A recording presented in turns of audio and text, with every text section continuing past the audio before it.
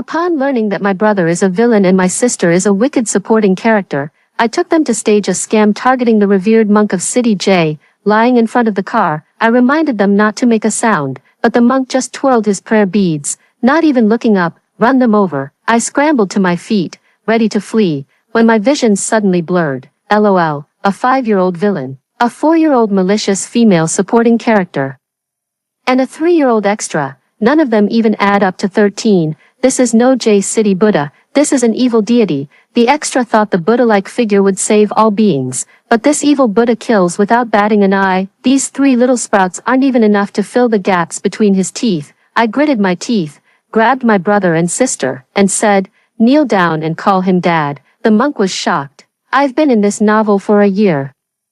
And it wasn't until 3 days ago that I realized the 5-year-old brother who always saved the best food for me is actually the ultimate villain who will stir up chaos in the future, and the 4-year-old sister who diligently braids my hair into a messy style every day will become the most hated malicious female antagonist in the entire book. What's even more terrifying is that the original work clearly states that the source of their corruption is me.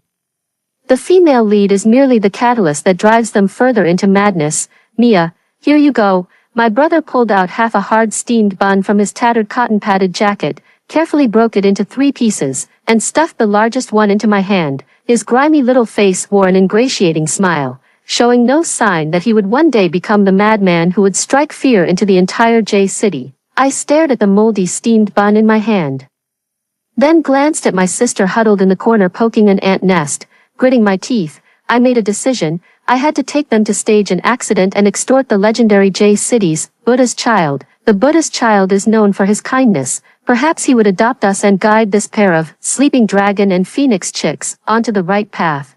3 days ago, my father's new lover found us an eyesore. She spread rumors that I was the bastard child of my mother's affair and kicked all 3 of us out. That's when I started planning. In the chilly wind of late autumn, the 3 of us little kids huddled under the overpass to keep warm. If things continued like this, we would either freeze to death or starve to death. Today is the day. I grabbed my brother and sister's hands, my eyes fixed firmly on the road across the street. From my observation, every Wednesday at 3 p.m., that Maybach with the license plate JA88888 would definitely pass through this intersection. The moment the red light turned on, I took a deep breath. Lie down. The 3 of us fell in unison on the zebra crossing, as neatly as 3 sausages. Through the narrow slits of my eyes, I saw the black luxury car come to a steady stop right in front of us. Just as I thought the plan had succeeded, a glaring line of text suddenly flashed before my eyes. Damn. Are these 3 little fools trying to scam Mr. Chandler? In the original story, wasn't the youngest sister supposed to freeze to death under the bridge? Oh no, oh no. Chandler just finished dealing with the traitor today, and he's in a terrible mood. My heart suddenly stopped beating. Are these floating words, bullet comments? I froze all over, and before I could react, the black Maybach had already come to a steady stop. The car window slowly lowered, revealing a cold and stern face. His features were as finely drawn as a painting, yet they exuded a chilling coldness, and his slender fingers slowly turned a string of dark red prayer beads. The bullet screen exploded. LOL, a 5-year-old villain, a 4-year-old malicious female supporting character, and a 3-year-old extra. None of them even add up to 13. This is no J City Buddha, this is an evil deity. They thought the Buddha would save all beings, but this evil deity kills without batting an eye. These 3 little sprouts aren't even enough to fill the gaps between his teeth. My brother was still lying foolishly on the ground, while my sister clutched the hem of my clothes tightly, her small face deathly pale. Mr. Chandler glanced down at us, his thin lips parting slightly. Run them over. I'm shocked. The tires screeched sharply as I yanked my stunned siblings and dove toward the roadside. The driver rolled down the window, stared at the 3 of us grimy little kids for a few seconds, then suddenly turned and whispered, "Mr. Chandler, these 3 children, they look like the ones Steven kicked out a while ago." My heart skipped a beat. Steven, isn't that the scumbag father from the original story? Memories flooded in like a tide. When I transmigrated into this book, I only vaguely remembered that my mother was Steven's arranged marriage partner, who was cheated out of all her family assets and abandoned by him, eventually dying of depression, and the description of Mr. Chandler in the book was pitifully scarce, only mentioning that he was the most mysterious ruler of the Murphy family. a devout Buddhist all year round, aloof and detached from worldly affairs, but no one told me that this Buddhist devotee was actually an evil one. Moreover, I died early in the original story, so I didn't participate in some of the plotlines and thus have little memory of them. The comments suddenly started scrolling wildly. Holy crap, the original work mentioned that Mr. Chandler once lost his prayer beads, and it was the female lead's mother who found and returned them to him. This counts as karma. Mr. Chandler owes the female lead's mother a promise. It's a pity that the original owner's mother was so love-struck that she didn't use this promise to seek revenge, instead dying in a pitiful manner. I suddenly looked up, my gaze accidentally meeting Mr. Chandler's unfathomable eyes. His fingers were long and slender, idly toying with that string of dark red prayer beads, when he suddenly spoke. Your mother, Sarah Smith.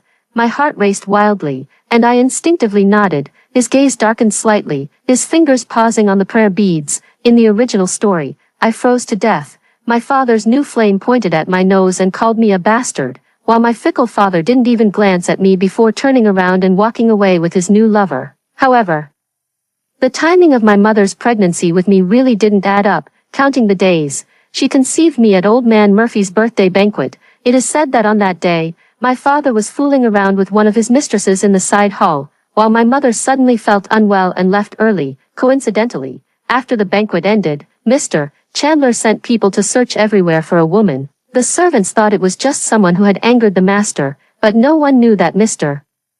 Chandler had lost his prayer beads that night. My mother was the one who had the prayer beads returned to him the next day.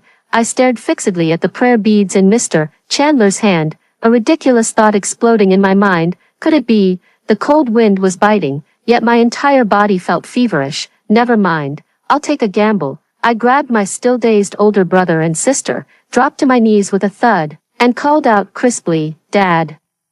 My brother and sister instinctively followed my lead and also called out, Dad. The three crisp calls of Dad made Mr. Chandler's fingers, which had been fiddling with his prayer beads, suddenly freeze. The air instantly froze. The bullet screen exploded. This move is too slick. I've seen scams, but never seen someone randomly claiming a dad. Mr. Chandler slowly crouched down, his cold fingers lifting my chin. His gaze was dangerous and playful. Little one, do you know the consequences of falsely claiming a father? I swallowed hard, mustered my courage, and leaned close to his ear, whispering in a voice only we could hear. Mom said my birthday is March 26th. I found this in the diary my mother left behind. Just a simple date. Written after it was Mia's birthday. Mr. Chandler's pupils suddenly constricted. The next second, he abruptly stood up and said coldly, Follow me. My brother Daniel immediately bristled like a little wolf dog, pulling me behind him and staring warily at Mr. Chandler. What do you want? My sister Julia also stepped in front of me. Though she was trembling with fear, she still managed to say, Don't you dare try to kidnap my sister. I stomped my feet anxiously. Brother, sister, together. Mr. Chandler got into the car without looking back, only tossing out a sentence. Take all three. The barrage went wild. Damn, is this the moment for a family reunion? The original work never mentioned Mr.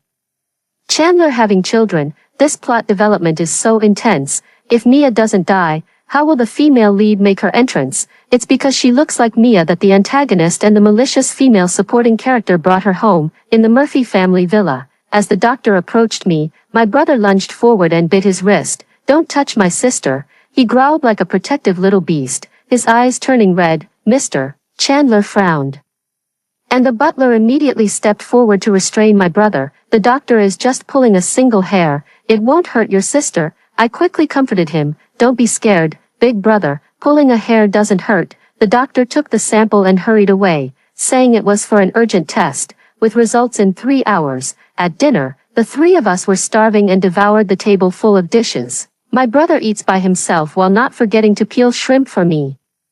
My sister still has a grain of rice on the corner of her mouth, yet she carefully wipes my mouth with a tissue. Mr. Chandler sits at the head of the table, watching us with a deep gaze. The comments are wildly speculating. Who is he looking at? That child Mia would risk her life just for a bite of food. The atmosphere is so eerie. Do you think Mia is actually Mr. Chandler's child? The butler suddenly hurried in and handed a sealed document envelope to Mr. Chandler.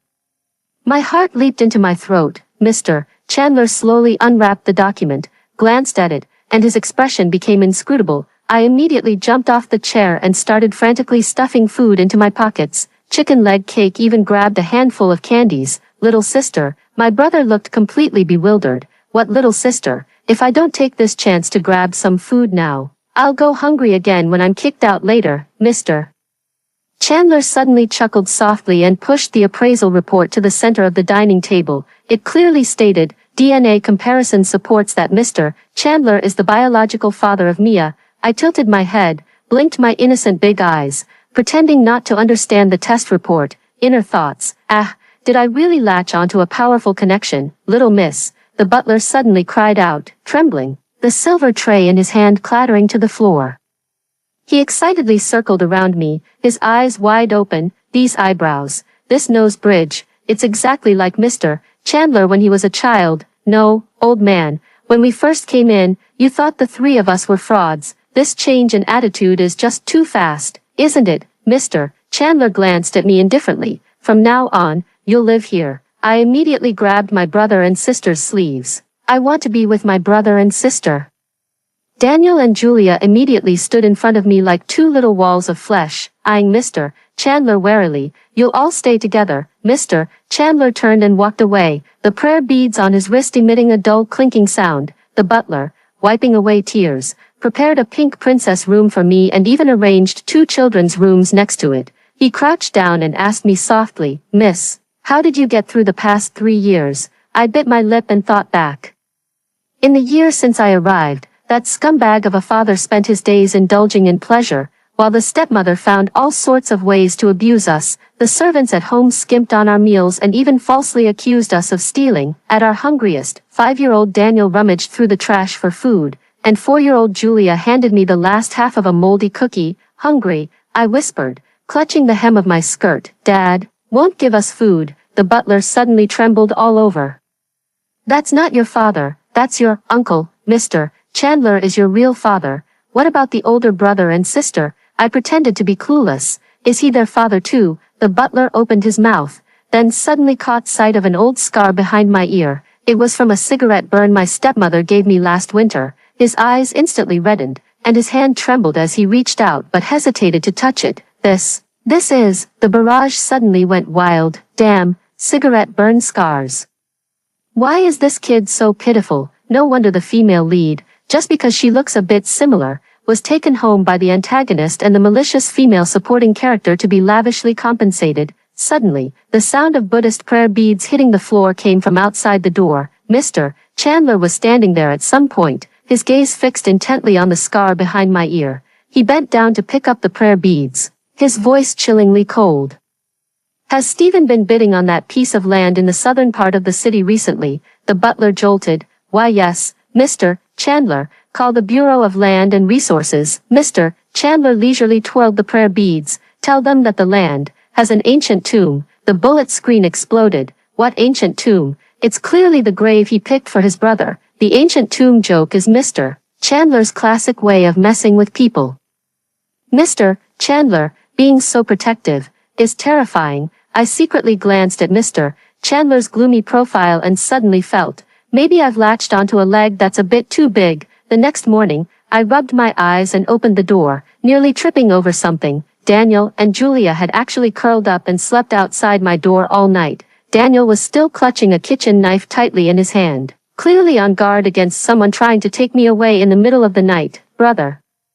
Sister, my nose tingled with emotion as I crouched down to wake them. Go sleep in the bed. Julia hugged me drowsily. No, I have to protect Mia. A barrage of comments swept by with tears. Woo-woo, what a godly sibling bond this is. The original intentions of the big villain and the malicious female supporting character in the original work. At breakfast, Mr. Chandler's gaze was fixed firmly on my head. Julia used a found rubber band to tie my hair into a messy, lopsided topknot, making it look like a stubborn little antenna. What kind of look is that? He said coldly, setting down his coffee cup. Do it again. The butler hurried to call for a maid, only to awkwardly realize that the Murphy family's old house employed only male servants. Not even a female mosquito could be found. In the silent room, I suddenly jumped off the chair and ran to Mr. Chandler with that ridiculous spiky ponytail, shoving the comb into his hand. Then you do it for me. The atmosphere was a bit quiet. The butler glanced at Mr. Chandler and said awkwardly, "Maybe I can do it. I have seen my wife braid our granddaughter's hair. It shouldn't be too hard." The bodyguards widened their eyes and looked around nervously. Mr. Chandler's slender fingers froze mid-air, his expression grave. The barrage of comments scrolled frantically. Is she asking Mr. Chandler to braid her hair? Does this kid not know how many people's blood Mr. Chandler's hands have been stained with? Braid her hair, more like twist her head off. Help, I'm frantically pinching my philtrum in front of the screen. Mr. Chandler narrowed his eyes, and just when I thought he was about to get angry, he suddenly reached out and pulled off my hair tie. 10 minutes later, I was left with two antennae that were even more outrageous than pigtails. On the left, a clump is all askew, and on the right, a tuft sticks straight up. Looking just like a dandelion struck by lightning, Daniel spat out the milk in his mouth with a sputter, while Julia trembled, barely holding back her laughter. "Mr. Chandler," the butler's voice trembled, "perhaps it would be better to..." He shot a sharp glare, and the butler immediately fell silent. Mr. Chandler frowned as he examined his masterpiece, then suddenly reached out, flattened the cluster of antennas on my left. "Symmetrical now," he said with satisfaction. Withdrawing his hand as if he had accomplished something very important, the barrage of comments went completely wild. "What on earth is the murderous Mr. Chandler doing? What's with this bizarrely cute appeal? Mia, run, this man's taste is beyond saving." I glanced furtively at my reflection in the floor-to-ceiling window, sporting a disastrous new hairstyle. "Wow, this really turned into a signal receiver." "Looks good," I said, forcing a thumbs up against my conscience. "Dad did the best job."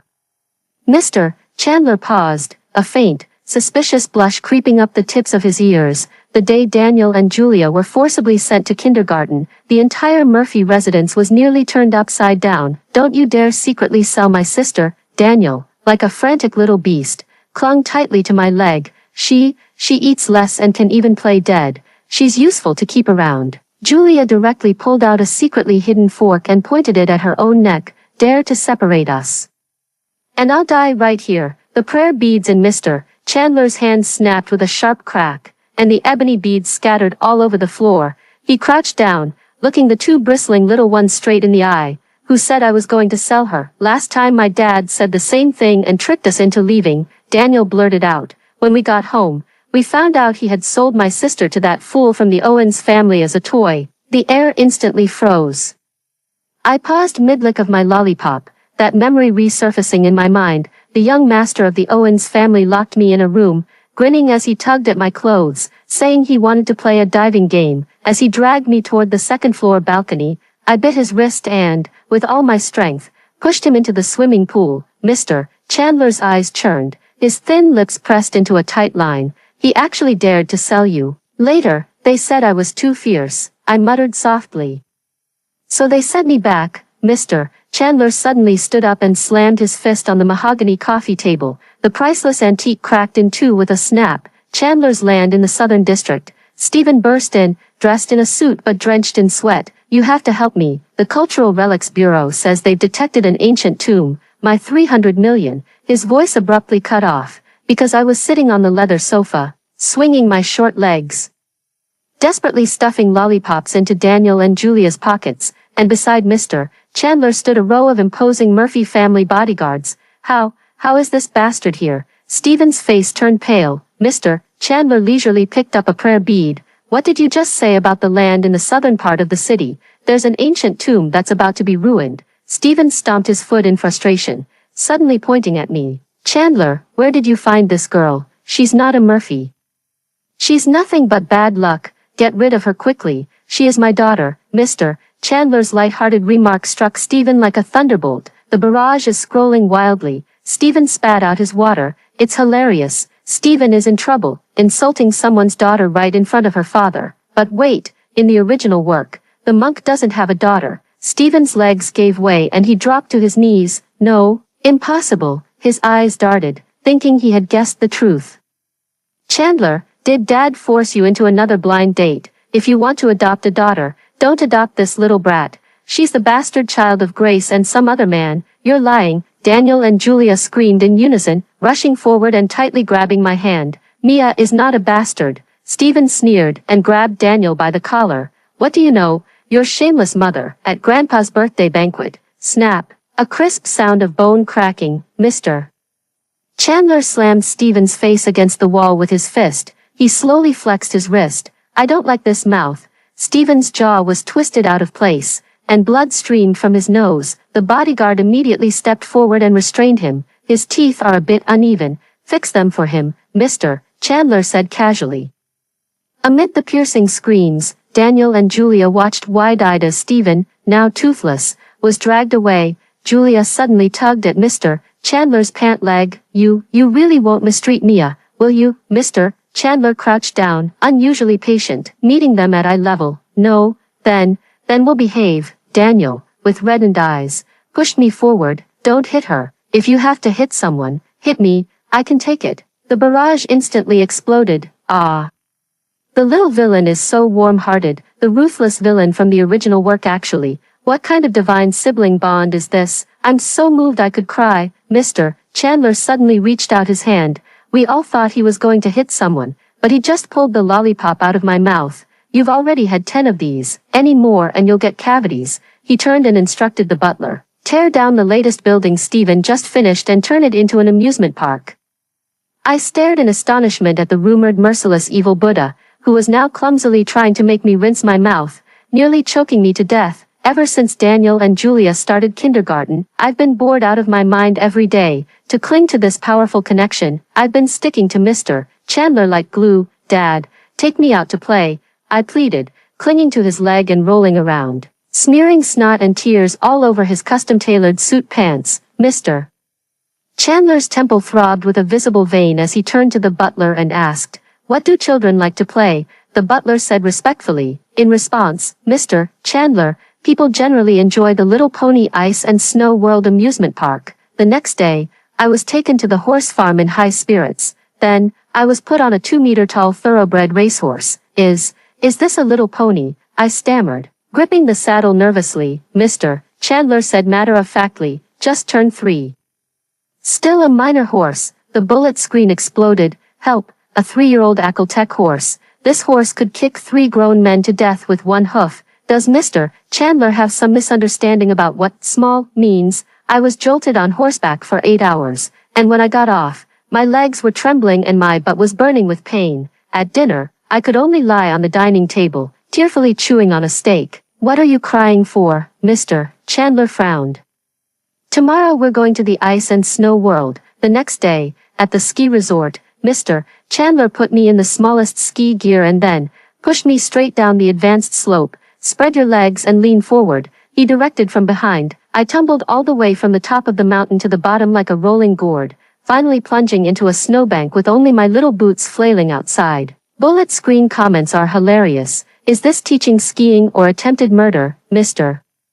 Chandler? Just stay alive, Mia. I thank your whole family. As Mr. Chandler slowly slid down and pulled me out of the snow, I spat out a mouthful of snow and exclaimed, "Dad, am I really your biological child?" He pondered for a moment and replied, "Theoretically, yes." While taking a shower in the evening, I found bruises all over my body. The butler was so distressed that tears fell. Mr. Chandler. I was talking about the rocking horse and building a snowman. Mr. Chandler froze. On the 3rd morning, I walked into the yard rubbing my eyes and suddenly took 3 steps back in fright. A red and black mini race car is parked on the lawn. I don't know how to drive, I stammered, shrinking back. Mr. Chandler lifted me with one hand and shoved me directly into the driver's seat. Step on the gas. I stepped on it timidly. You are my little apple. The cheerful music suddenly started playing, with colorful running lights flashing at the front of the car, and a spinning yellow duck popping up on the steering wheel. Bullet comments. Did Mr. Chandler order this children's electric car overnight? The contrast is so cute. I'm dying of laughter. A cold and aloof man suddenly starts doting on his child. I breathed a sigh of relief and drove the music car recklessly around the garden, nearly crushing Mr. Chandler's favorite podocarpus. His temple twitched, but in the end, he said nothing. In the evening, when Daniel and Julia returned from kindergarten, I excitedly pulled them over to take turns playing. Julia asked cautiously, "Uncle, can we play?" Yes, they always called Mr.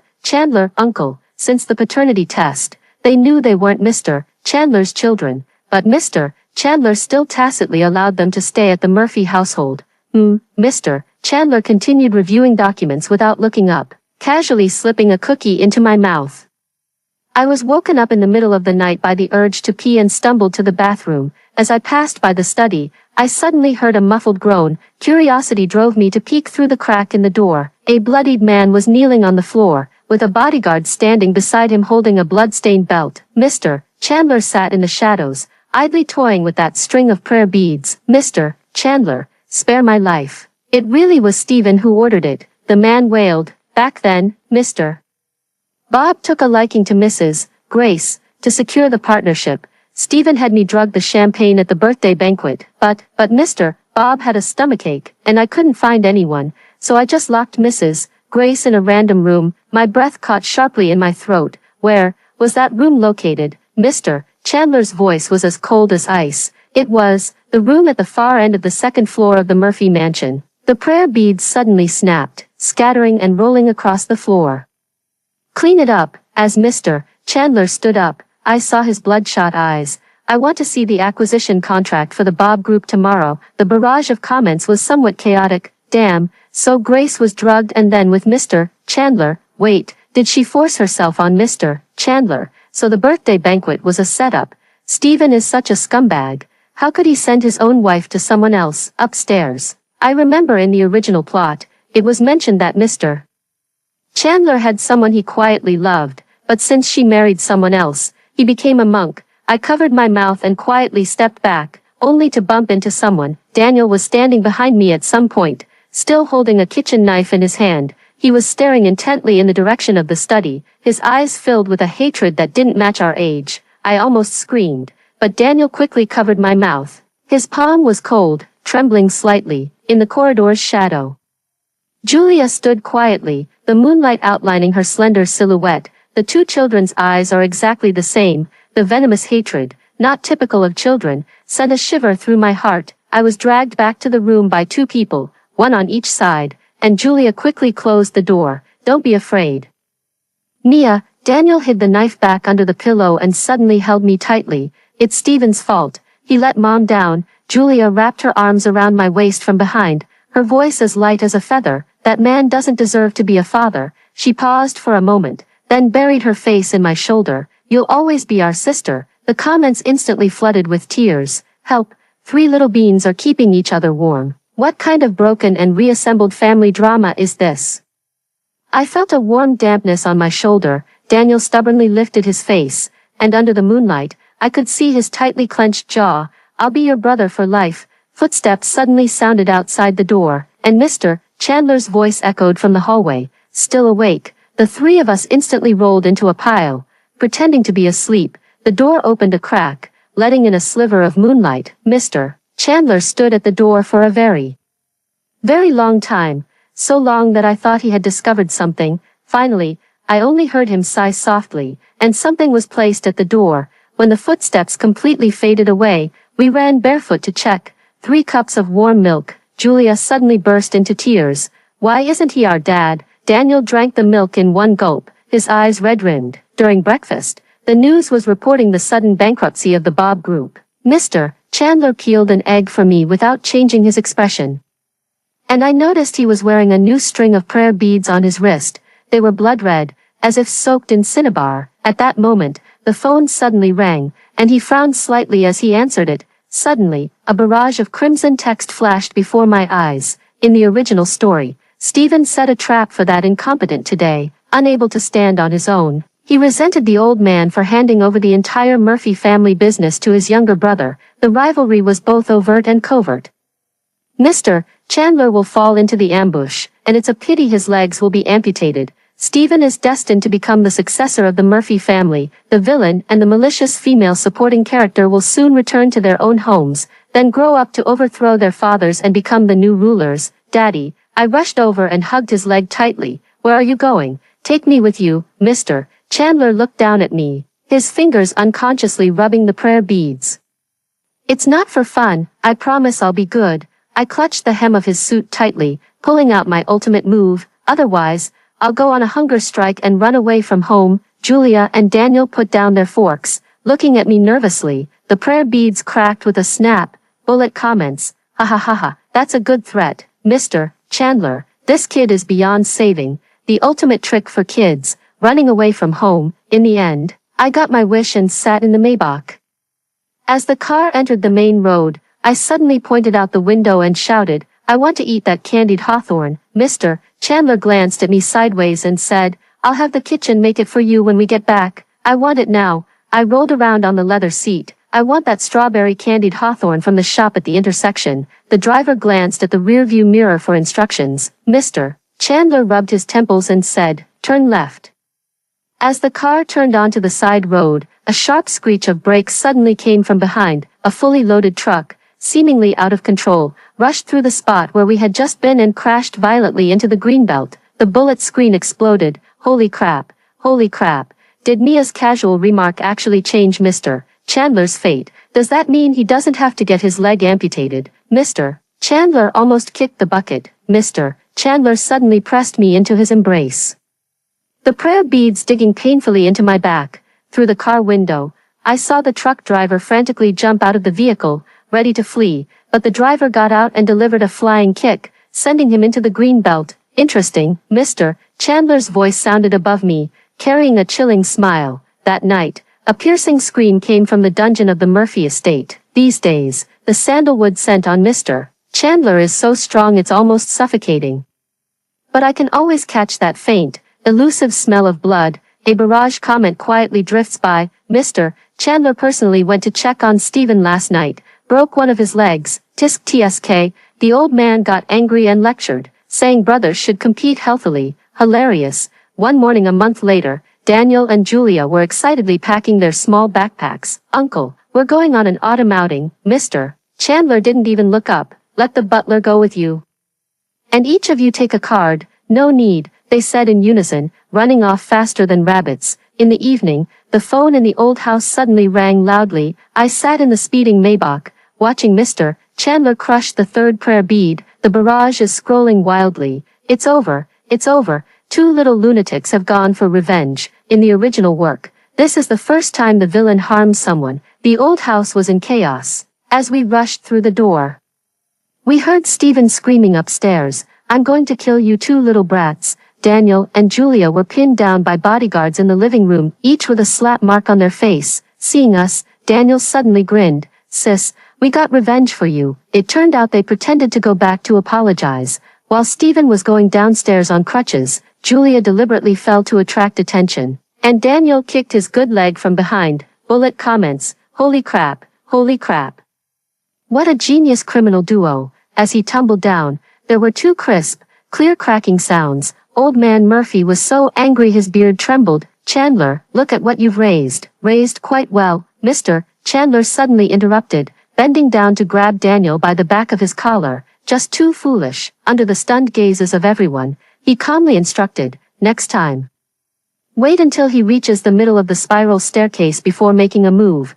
That's the blind spot for the surveillance cameras." The room was dead silent. Old man Murphy slumped into the grand chair. "This is your third brother's child, and you're teaching them to kill their own father." Mr. Chandler sneered, a cold glint flashing in his eyes. "He can send someone to run me over with a car. He can harm his own siblings. Why can't his children kill him?" As he spoke, he tossed a stack of documents in front of old man Murphy. The photo clearly shows a surveillance screenshot from the birthday banquet that year. Stephen personally handed the drugged wine glass to Grace, and the secret recording of his conspiracy with Mr. Bob. Mr. Bob, once this is done, the collaboration deal. Old Mr. Murphy was furious, slamming his cane heavily on the ground. "You scoundrel." Stephen panicked.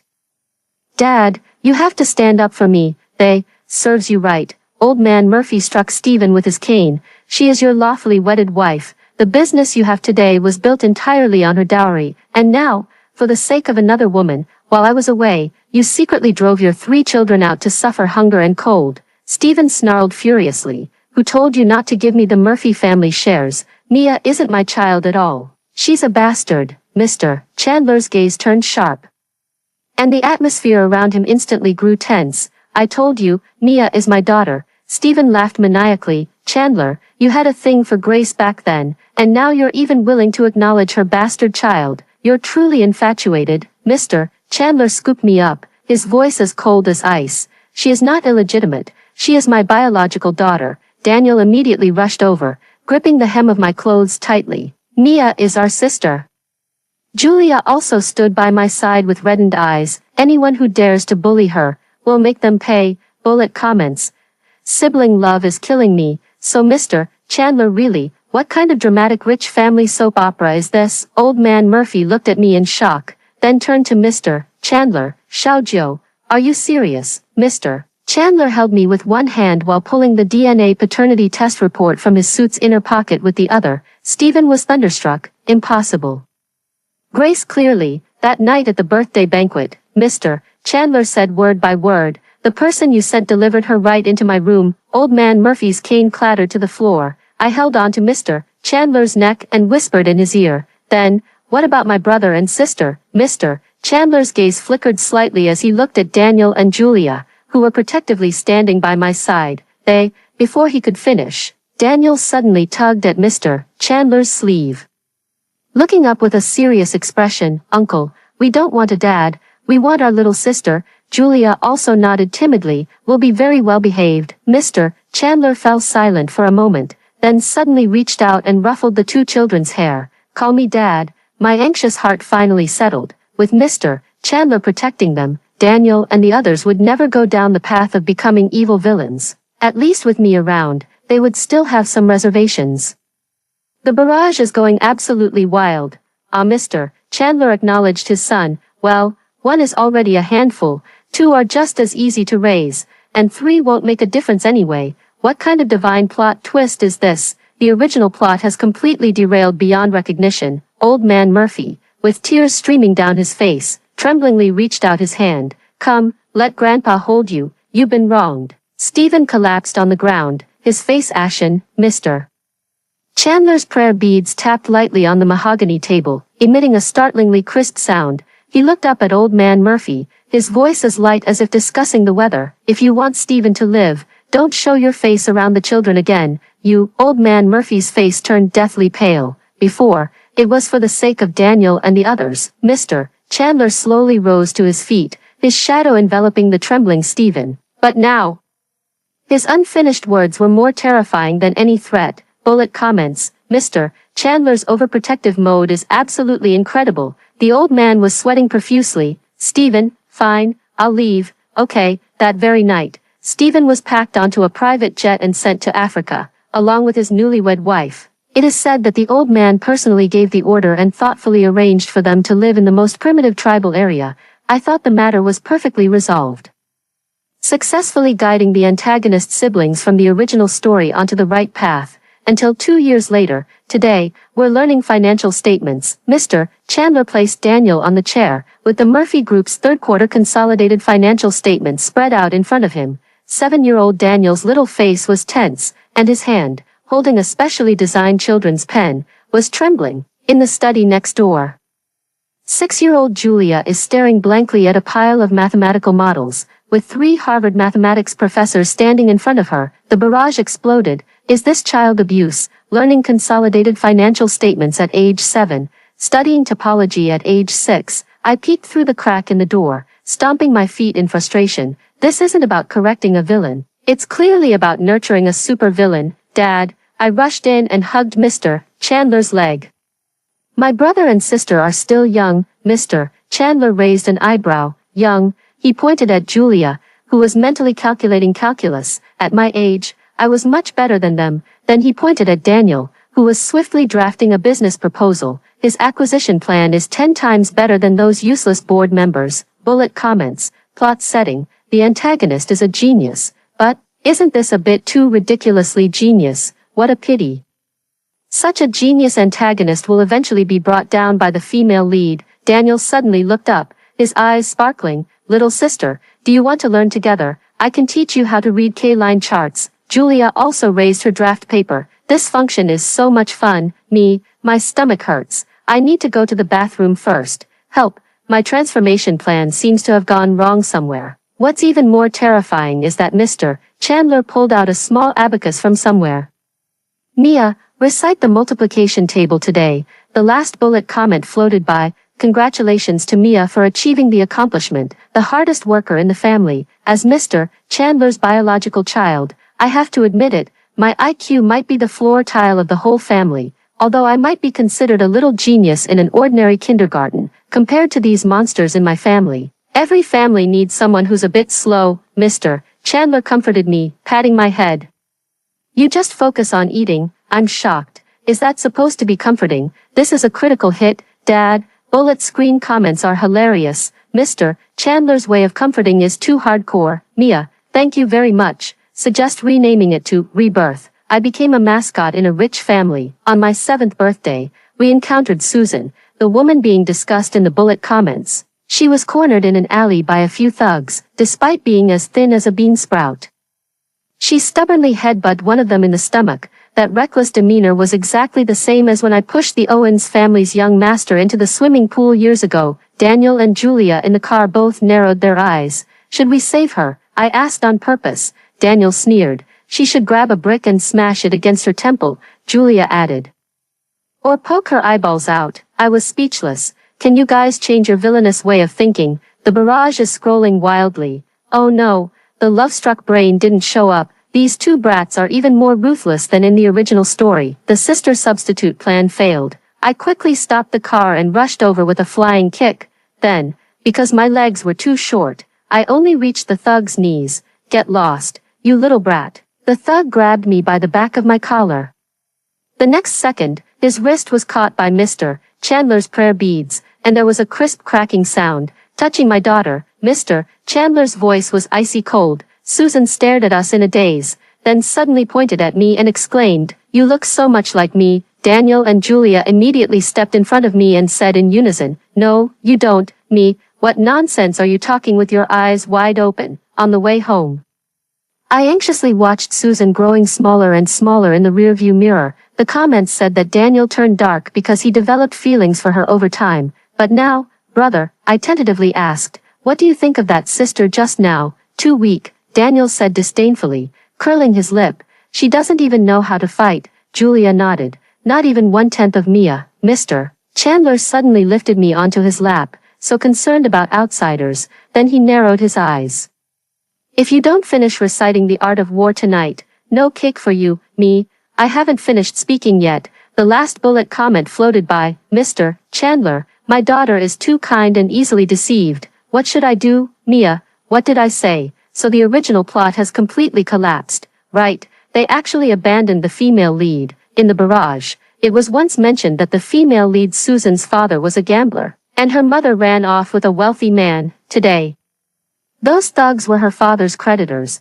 Although I didn't die and change the original plot, but what did Susan do wrong? She is still a child of the same age as me. The moment I kicked open Susan's door with my bodyguard, I saw her gambler father dragging her out by her hair. 50,000, just 50,000. The drunken man yelled into the phone. This girl looks just like her mother. She'll definitely have a market in the future. Susan struggled desperately, her forehead hitting the doorframe and bleeding. Seeing us appear, her pupils suddenly contracted, showing a hint of pleading. 100,000. I signaled the bodyguard to toss out a stack of cash. Sell her to me. The live comments were puzzled. Damn, what is Mia buying the female lead for? Wasn't it supposed to be the villain who saved her? What kind of domineering CEO talk is this from Mia? This is like Mr. Chandler possessed. The gambler's eyes lit up, then narrowed greedily. 200,000. This is my own daughter, I sneered, and Daniel behind me suddenly raised his phone. How much is this video of you cheating at the casino last night worth? Julia tacitly showed another video. And this, last week you stole the casino boss's dog and sold it. The gambler's face instantly turned pale. Bullet comments. These two kids investigated more thoroughly than Mia. They must have maxed out their villain talent points. Mr. Chandler's education was too successful, wasn't it? In the end, we sent that scum away with a coin. Daniel said it was a reasonable price for a beggar. Susan was trembling in the corner. I crouched down to meet her eyes and said, "You're free now." After I took Susan away, I handed her a funding agreement. With reddened eyes, she murmured and asked me, "Why are you helping me?" In the barrage of comments, after I died, she truly provided comfort to Daniel and the others, but after my death, Daniel and the others had become pathological and kept a very close watch on Susan. so it made her want to escape from them. After the male lead appeared, Susan saw him as another form of salvation. I replied to her, I don't want to see someone who looks so much like me receive this kind of treatment. My dad said that all girls in the world should be protected. Susan is very determined. I enrolled her in martial arts classes, including Taekwondo and Muay Thai. Her father still comes to harass her when he loses money, but she doesn't need my help to chase him away every time. Daniel's disdain for her has gradually turned into admiration. Julia has also come to appreciate her resilient character. At the age of 18, Susan's father, David, lost a finger. He took a desperate risk and hired a group of gangsters to kidnap his daughter, intending to sell her on the black market for money. If no one wanted her, he would sell her organs. But those people mistakenly kidnapped me instead. When I woke up, all I could see was thick darkness, and my wrists ached from the rough rope binding them. Beneath me was a cold iron cage, creaking with a grating sound as the vehicle jolted along. The barrage of comments flashed frantically. Oh no, they've kidnapped the wrong person. Susan's dad is done for this time. Mr. Chandler is going crazy. I quietly used the blade hidden in the bracelet to saw through the rope. This was a birthday gift Julia gave me last year, said to be essential for self-defense. The car suddenly slammed on the brakes, and my forehead hit the iron cage hard. Through the gap in the black cloth, under the glaring headlights, a slender figure straddled a heavy motorcycle, spinning a baseball bat in a graceful arc in their palm. Boom, the hood was smashed with a terrifying dent. Bullet comments, damn, is Susan cheating? What happened to the promised delicate and helpless little white flower? This arm strength is not scientific. Did the female lead eat spinach? Let them go. Susan's voice was chillingly cold. The kidnapper in the driver's seat cursed and got out of the car, only to be sent flying 3 meters away by a baseball bat the next second. I stared in disbelief as she kicked open the rear compartment, pressing the baseball bat against the other kidnapper's throat. I said, let them go. Suddenly, a barrage of comments floated across the screen. So cool. The moment the iron cage opened, I keenly heard the sound of a helicopter approaching from afar. Susan yanked me onto the motorcycle. Hold on tight. As the motorcycle roared forward, Mr. Chandler's icy voice echoed from the sky, lay a finger on my daughter, and I'll kill you all. In the rearview mirror, the Murphy family's private armed helicopter was firing its machine guns at the truck. The explosion's flames dyeing half the sky red. Bullet comments, Mr. Chandler, touch my daughter, you die. This firepower is just too exaggerated. In the original story, Daniel did this to save the female lead. The motorcycle sped me all the way back to Murphy's house. Daniel was very fast and had already tied up Susan's dad. Julia was holding the nail clippers, slowly trimming the flesh on his fingers. Seeing me return, the two of them suddenly snapped out of their frenzied state. They hugged me, sobbing uncontrollably. Mia, thank goodness you're okay, Julia said, her body still trembling with fear. On the ground, David saw Susan wriggling excitedly and wanted her to save him. But Susan didn't even glance at him. She took out a small, exquisitely wrapped box from her embrace. Mia, happy birthday. I opened it and found a watch inside. It was bought with the money Susan saved from her part-time job. Seeing me staring at the watch without saying a word, she immediately grew nervous. Is it not good looking? It's beautiful, I said, taking it out and putting it on my wrist, then pulling a gift box from the drawer beside me. Susan was surprised. Her birthday is only 2 days apart from mine. The three of us fell in unison on the zebra crossing, as neatly as 3 sausages. I winked at her. She curiously unwrapped it. Inside was also a watch. It's just that mine is pink, and hers is purple. I raised my hand and said proudly, bestie watches. Daniel and Julia said enviously, what about our birthday gifts? I chuckled and said, everyone gets one, then turned around and took 2 more watches out of the drawer. After Mr. Chandler dealt with those kidnappers, he saw that David was still alive and kicking. He was instantly displeased. He had his limbs removed and sent him to India.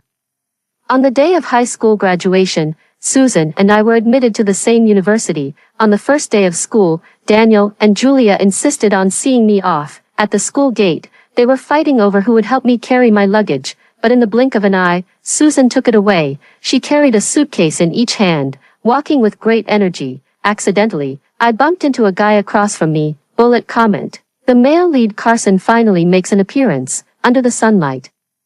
Just as Carson reached out a hand to help her with the suitcase, Susan threw him over her shoulder. What are you doing? Trying to rob me? I'm speechless, Barrage speechless. 4 years later, watching Carson, who had been knocked down by Susan countless times yet still relentlessly pursued her, I finally understood. Some people are destined to meet, but some stories can be rewritten. After hearing the story above, what are your thoughts? Feel free to share your opinions in the comments section.